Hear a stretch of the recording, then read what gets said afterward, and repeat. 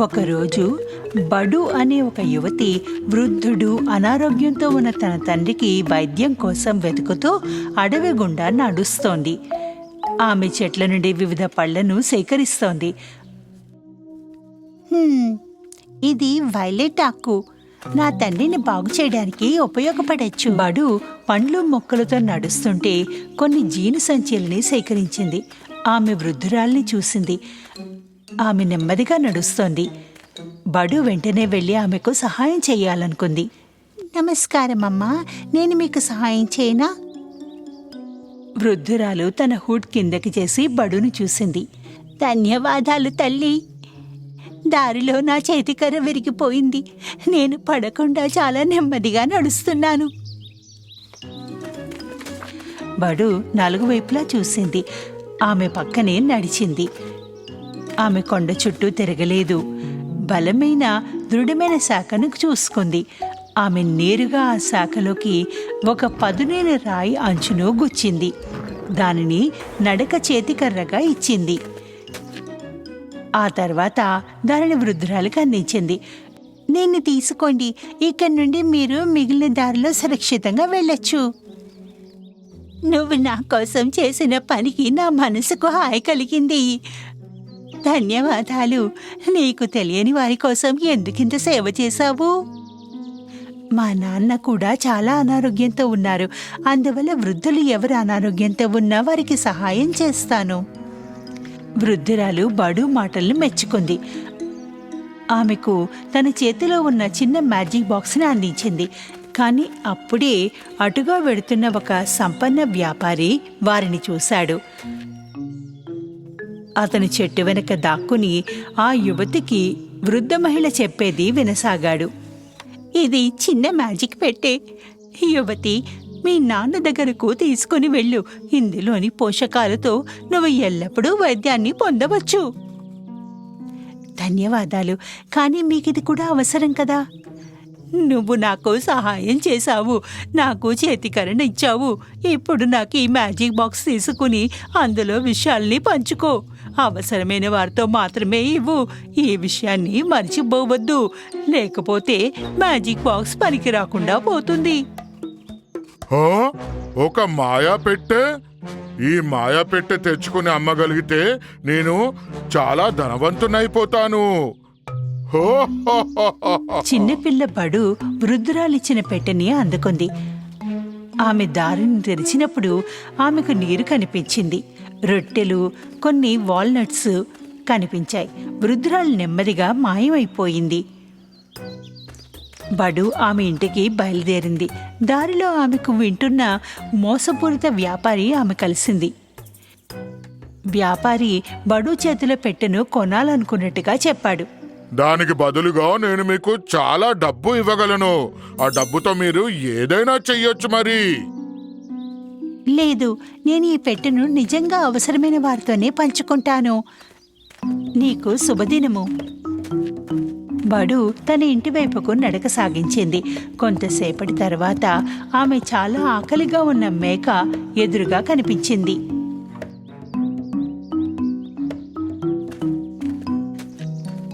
మేక చాలా బక్కగా ఉంది.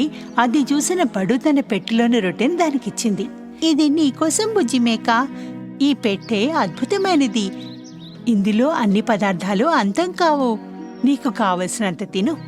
ఆకలితో ఉన్న మేక ఆ రొట్టెల్ని తింది. ఆ యువతి తన దారిలో ముందుకు కొనసాగింది. ఈసారి ఆమెకు ఒక ఎండిన కోకో చెట్టు కనిపించింది. అయ్యో, ఎవరు నీకు దాహంతో వదిలేశారు? కోకో చెట్టు, నీకు అందమైన కోకో ఉంది. వాటితో రుచికరమైన చాక్లెట్లని తయారు చేసుకోవచ్చు. చెట్టు కొమ్మలు చాలా సన్నగా ఉన్నాయి. బడు ఇక ఆగలేకపోయింది. పెట్టెలోని నీటితో ఆ చెట్టు మూలాల్లో నీరు పోసింది. చెట్టు వెంటనే నీటిని పీల్చుకుంది. ఆహా, త్వరగా చాలా కోకో, నీ కొమ్మలు వికసిస్తున్నాయి. బడు తన దారిలో ముందుకు కొనసాగింది. అయితే కొంత సమయం తర్వాత ఆమె ఆగి విశ్రాంతి తీసుకోవాలనుకుంది. ఎందుకంటే ఆమెకు చాలా అలసిపోయింది. అదే సమయంలో మోసపూరిత వ్యాపారి మారువేషంలో బడు ముందుకు వచ్చాడు. నమస్తే, నేను ఈ మహలుకి కాపాడేవాడిని. మీరు అలసిపోయి ఉంటే నేను మిమ్మల్ని గుర్రం మీద కూర్చోబెట్టి తీసుకెళ్లగలను, సరేనా? నిజంగానే ఇది మంచి ఆలోచన గార్డియన్. నేను చాలా అలసిపోయాను, ఆకలితో ఉన్నాను. ఇదిగో తీసుకోండి మేడం. కానీ మీరు మీ గమ్యస్థానాన్ని చేరుకున్నప్పుడు మీరు అది నాకు బహుమతిగా ఇచ్చి తీరాల్సిందే మరి. ఏమిటి? నువ్వు సంరక్షకుడివి కావు, నువ్వు ఆ వ్యాపారివి. లేదు, ఖచ్చితంగా ఇవ్వను. నీకు శుభదినము. బడు అడవిలో వేగంగా అడుగులు వేస్తూ ముందుకు సాగింది. ఆమెకు కొన్ని వాల్నట్లు తినాలనిపించింది. ఆమె ఆకలితో ఉన్నందున అయితే ఆమె ఆకలితో ఉన్న ఉడతల కుటుంబాన్ని చూసింది. వీరిలో ప్రతి ఒక్కరూ ఆకలితో అలమటిస్తున్నారు. నేను ఆకలిని కొంతసేపు భరించగలను, కానీ వారి యొక్కపై ఈ అడవిలో ఆకలితో ఉండలేరు. ఏది ఏమైనా ఇది మ్యాజిక్ బాక్స్. బాక్స్లో ఉన్న అక్రూట్లతో ఉడత కుటుంబానికి ఇచ్చింది. ఆ తర్వాత యువతి అక్కడి నుండి బయలుదేరి ఎంతో కష్టంతో చివరికి ఇంటికి చేరుకుంది. అనారోగ్యంతో ఉన్న తండ్రి దగ్గరకు వచ్చింది. అతనికి మ్యాజిక్ బాక్స్ చూపించింది. నాన్న, దారిలో ఒక తెలివైన వృద్ధురాల్ని కలిశాను. ఆమె నాకు ఈ మ్యాజిక్ బాక్స్ ఇచ్చింది. ఇందులో ఆహార పదార్థాలున్నాయి. ఇది మీ ఆరోగ్యానికి చాలా మంచిది. బడు పెట్టి తెరిచింది. అయితే ఆమె ఏం చూస్తుందో ఊహించండి. పెట్టి ఖాళీగా ఉంది. కానీ ఇదెలా జరిగింది? ఈ మ్యాజిక్ పెట్టి కదా, లోపల ఖాళీగా ఉంది. అయ్యయ్యో, కానీ నేను ఆహారాన్ని అవసరమైన వారితోనే ఎలా పంచుకుంటాను? బడు చాలా బాధపడింది, ఇది తన తండ్రికి సహాయం చేయలేకపోతున్నందుకు. అదే సమయంలో ఎవరో తలుపు తట్టారు. బడు తలుపు తీయగానే ఆమె వృద్ధురాలు మేక ఉడతల్ని చూసింది. హరే, మీరెంతా? అవును బంగారు తల్లి, నేను నీకు చెప్పినట్టుగా నువ్వు మ్యాజిక్ బాక్స్ని అవసరమైన వారితోనే పంచుకున్నావు. దానితో నువ్వు ప్రయోజనం పొందవచ్చు. ఈ మేకపాలు, కోకో చెట్టు యొక్క పళ్ళు, ఈ ఉడతలు తెచ్చిన హ్యాలెడ్ జెల్స్ని తినొచ్చు. బడు కోకో, మేకపాలు వృద్ధ మహిళ మ్యాజిక్ బాక్స్ నుండి తీసుకుంది. తన తండ్రి కోసం ఆరోగ్యకరమైన పానీయాన్ని సిద్ధం చేసింది. ఆమె తండ్రి పానీయం తాగినప్పుడు అతను తన ఆరోగ్యాన్ని తిరిగి పొందాడు. ధన్యవాదాలు నా అందమైన దయగల హృదయం గల ధైర్యవంతమైన అమ్మాయి. బడు తన తండ్రి కోలుకుంటున్నారని ఆమె గ్రహించినప్పుడు సంతోషించింది. ఆమెకు ఇక ఈ బాక్స్ అవసరం లేదు. ఆమె దానిని చెత్త డబ్బా పక్కన పెట్టేసింది. ఎప్పుడైతే మోసపూరిత వ్యాపారి అక్కడ ఉన్న పెట్టెను చూసి దానిపైకి దూకాడు. ఓ మాయా పెట్టే, మాయా పెట్టే, ఇప్పుడు నేను మరింత ధనవంతుని కాబోతున్నాను. జిత్తుల మారి వ్యాపారిని చూసిన బడు కిటికీలో నుంచి అతన్ని చూసి నవ్వుకుంది. ఎందుకంటే ఇప్పుడు ఆమెకు తెలుసు, అసలైన మ్యాజిక్ పెట్టెలో లేదు, ప్రతి వ్యక్తి సొంత దయగల హృదయంలో మాత్రమే ఉందని.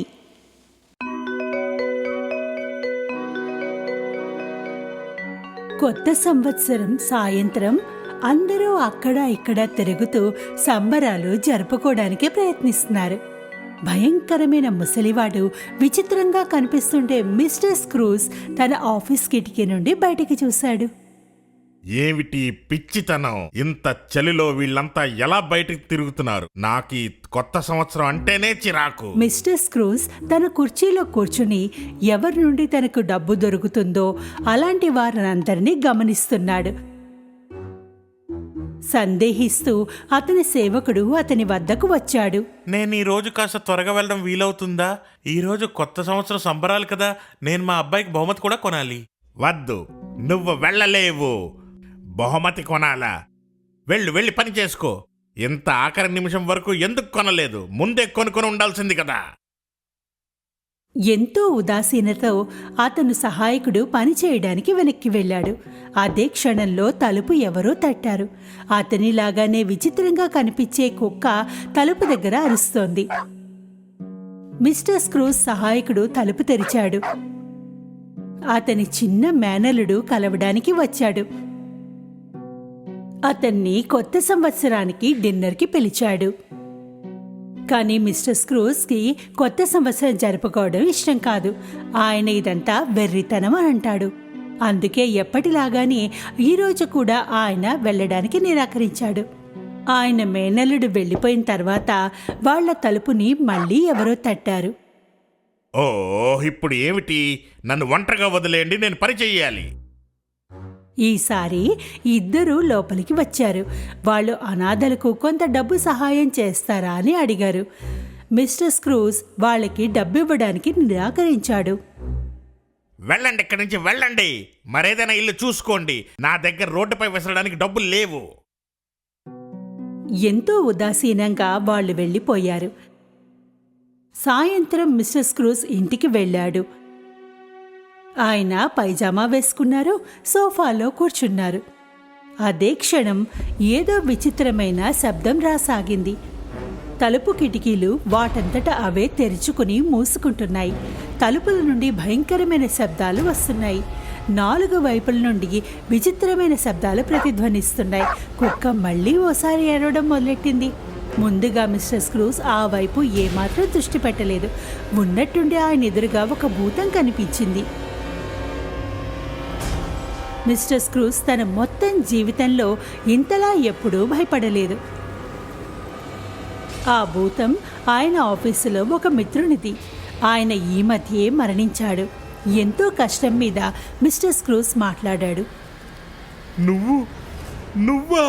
ఇదెలా సాధ్యమైంది? నువ్వు చనిపోయావు కదా. వెళ్ళిపో, ఇక్కడ నుండి వెళ్ళిపో. నన్ను ఒంటరిగా వదిలి, నేను ఏ తప్పు చెయ్యలేదు. భూతం చేతులు కాళ్ళు సంకెళ్లతో బంధింపబడి ఉన్నాయి. భూతం మిస్టర్ స్క్రూజ్కి ఇలా చెప్పాడు. అతని స్వార్థం పేరాస వల్ల తనకి శిక్ష పడిందని, దానికి సంకెళ్లతోనే మొత్తం ప్రపంచం అంతా తిరగాలని. అందుకే అది మిస్టర్ స్క్రూజ్ని హెచ్చరించడానికి వచ్చాడు. అలాంటి పొరపాటు చేయవద్దని. నువ్వు వెళ్ళు, నువ్వు నాకేమి చెప్పద్దు. నువ్వు చచ్చిపోయావు. వెళ్ళు, నీ కర్మను అనుభవించు. అలా అయితే సరే, నేను నిన్ను హెచ్చరించడానికే వచ్చాను. ఇంకా 3 భూతాలు నిన్ను కలవడానికి వస్తాయి. అందులో ఒకటి నీకు నీ గతాన్ని చూపిస్తుంది, ఇంకొకటి నీ వర్తమానాన్ని చూపిస్తుంది, మరి చివరి భూతం నిన్ను నీ యొక్క భవిష్యత్తును చూపిస్తుంది. మిస్టర్ స్క్రూజ్ అసలు అక్కడ ఏమీ జరగనట్టుగానే ప్రవర్తించాడు. అలా అతను మంచం మీద పడుకున్నాడు. అప్పుడే ఆయనకి ఒక ప్రకాశం కనిపించింది. మిస్టర్ స్క్రూజ్ కళ్ళు తెరవగానే ఆయనకి ఒక చిన్నపిల్లవాడి భూతం కనిపించింది. ఇది క్రితం ఏడాది కొత్త సంవత్సరం భూతం. మిస్టర్ స్క్రూజ్ ఆశ్చర్యపోయారు. ఇప్పుడు మనం ఒక చిన్న యాత్ర చేయడానికి వెడదాం. ఇది ఏమిటి జరుగుతోంది? నాకెవరైనా సహాయం చేయండి. భూతం మిస్టర్ స్క్రూజ్కి తన చిన్నప్పటి రోజుల్లోకి తీసుకెళ్ళింది. అక్కడ మిస్టర్ స్క్రూజ్ ఒక చిన్నపిల్లాడి రూపంలో ఉన్నాడు. స్కూల్లో తన మిత్రునితో క్రిస్మస్ ట్రీని తయారు చేసేవాడు. పిల్లలు బోలెడు సంబరాలు చేసేవారు. మీరు పిల్లలకు చెప్పచ్చు, మిస్టర్ స్క్రూజ్ చాలా సంతోషంగా ఉన్నారని. తర్వాత భూతం ఆయన్ని వాళ్ళ యజమాని ఇంటికి తీసుకుని వెళ్ళింది. అక్కడ అతను యువకుడుగా ఉన్నాడు. అందరూ తమ యజమానికి వారి కుటుంబంతో ఎంతో చక్కటి సమయాన్ని గడిపేవారు. మిస్టర్ స్క్రూజ్ భార్య కూడా అక్కడ ఉంది. ఆమె వారందరితో కలిసి నృత్యం చేస్తోంది. చివరికి భూతం వాళ్ళని మరో కొత్త సంవత్సరానికి తీసుకెళ్ళింది. భూతకాలంలో జరిగింది. కానీ ఆ తర్వాత భూతకాలంలో అతని భార్య ఏడవసాగింది. మనం ఎంత ఆనందించామో అన్నదానికంటే మీరు నన్ను ఎంత బాగా చూసుకున్నారు, నన్ను ఎంత ప్రేమించారు. కానీ ఇప్పుడు మీకు డబ్బంటేనే ప్రేమ. మీ జీవితంలో నాకు ఏమాత్రం చోటు లేదనిపిస్తోంది. దీన్ని ఇంకా చూడడం ఇష్టం లేనందున మిస్టర్ స్క్రూజ్ భూతానికి వెనక్కి వెడదామని చెప్పాడు. అంతే, ఉన్నట్టుండి తన ఇంట్లో ఉన్నాడు. ఈసారి ఒక విశాలమైన పచ్చరంగు భూతం అతని ఎదురుగా వచ్చింది. ఇప్పుడు మిస్టర్ స్క్రూజ్ ఇంకా కంగారు పడ్డాడు. ఇది ఈ సంవత్సరం భూతం. రా, నాతో రా. చూద్దాం ఈ కొత్త సంవత్సరంలో ఏం జరుగుతోందో.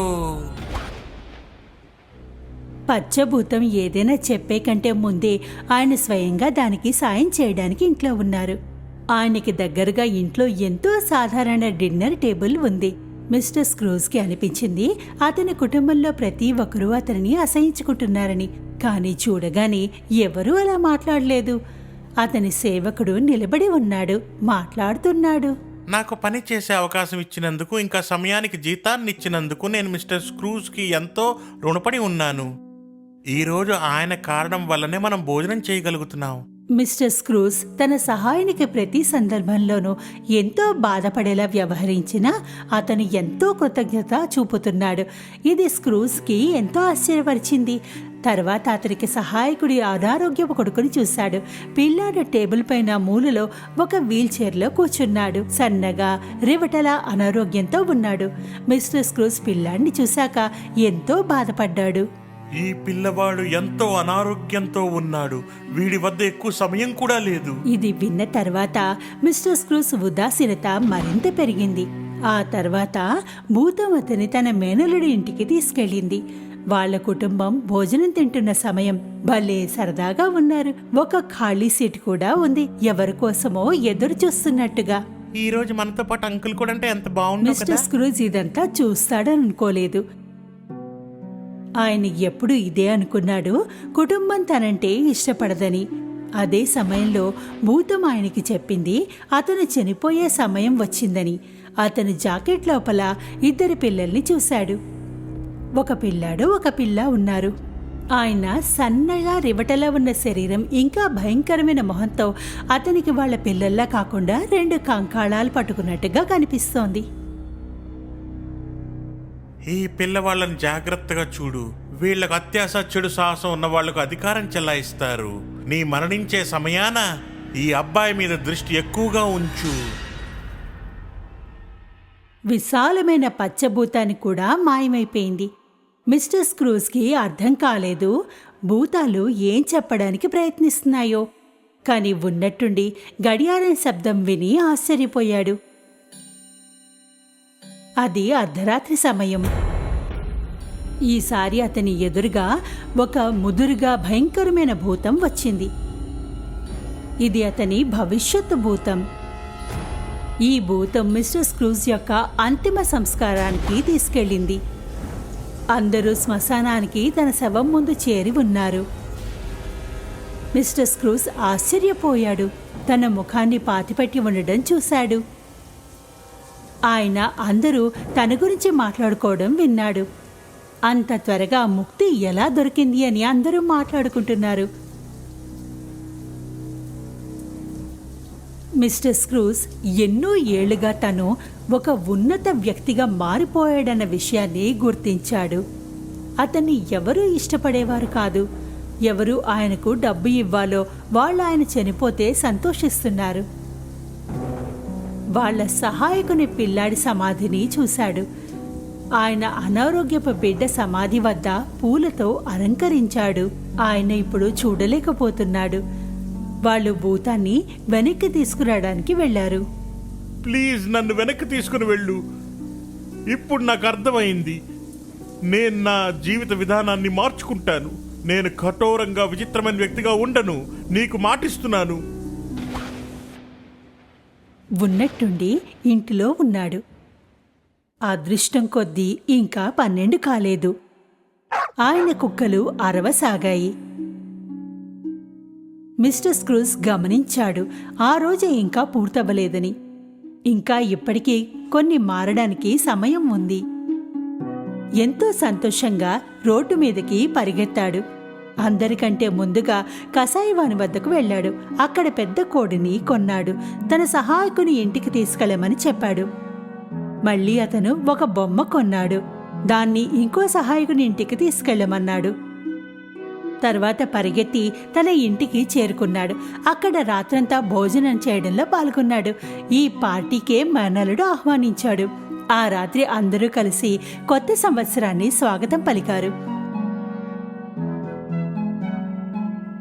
ఆ తర్వాత వారు నిశ్చింతగా తన సహాయకుని బిడ్డకి చికిత్స లభించేలా చేశాడు.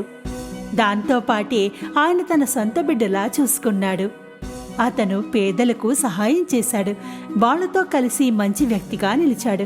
అందరితో ప్రేమగా వ్యవహరించేవాడు. ఎప్పుడూ స్వార్థపరునిగా, నియమం లేనివానిగా ఉండలేదు. అలా ఎన్నటికీ ఉండరు కూడా.